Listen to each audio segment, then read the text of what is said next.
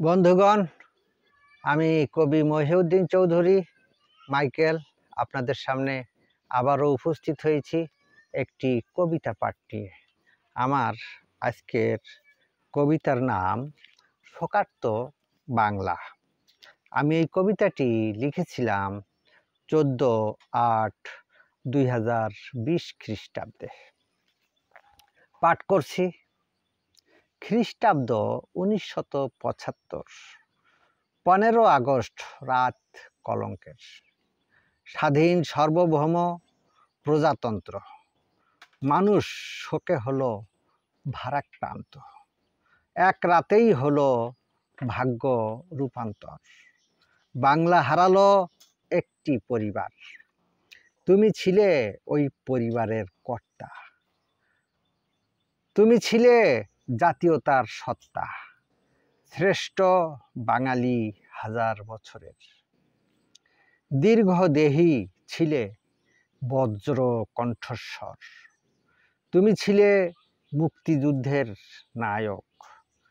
বঙ্গবন্ধু বাঙালি জাতির জনক, তুমি ছিলে সভ্য রাষ্ট্রনায়ক।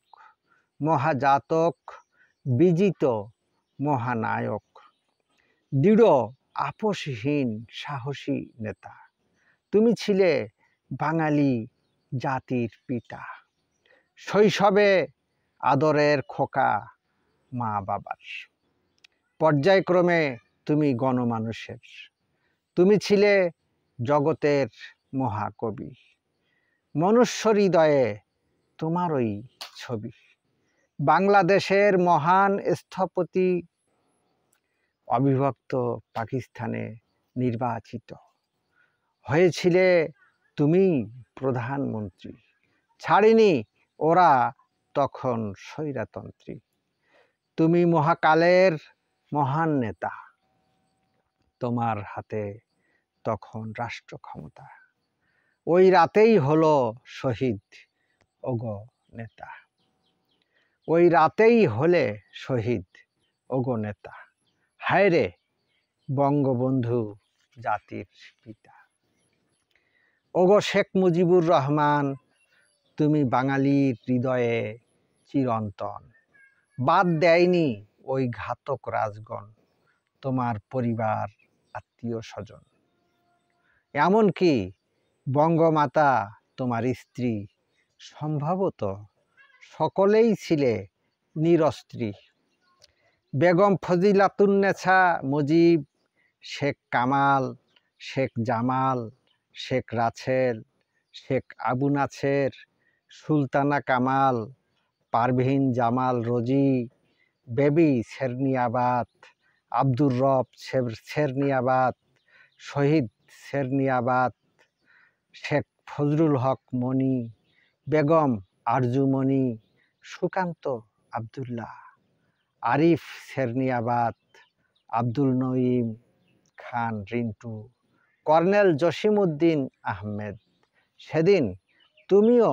সেদিনও তুমিও ছিলে বাংলার সিংহাসনে, ছিল রাজ দরবার। হঠাৎ ওই ঘাতকদের আঘাতে চলে গেলে ধরণী ছেড়ে স্বর্গেতে। বড় কষ্টের ছিল নীরব বিদায়, পরিবার সহ তুমি একা নয়। এই বাংলায় রবে যতকাল পাহাড়, নদ, নদী, বিল ও খাল, তুমিও রবে বেঁচে মানুষের মনে, বাংলাদেশের প্রকৃতির শোনে, বাংলাদেশের প্রকৃতির শোনে, বাংলাদেশের প্রকৃতির শোনে। আমার এই কবিতাটি যদি আপনাদের ভালো লেগে থাকে, তাহলে দয়া করে আমার এই ইউটিউব চ্যানেলটি সাবস্ক্রাইব করে লাইক, কমেন্ট, শেয়ার দিয়ে পাশে থাকার অনুরোধ রেখে আমি আপনাদের থেকে আজকে বিদায় চাইছি। সবাইকে শুভেচ্ছা, শুভকামনা, অবিরাম, অন্তহীন, নিরন্তর পথ চলা। ধন্যবাদ।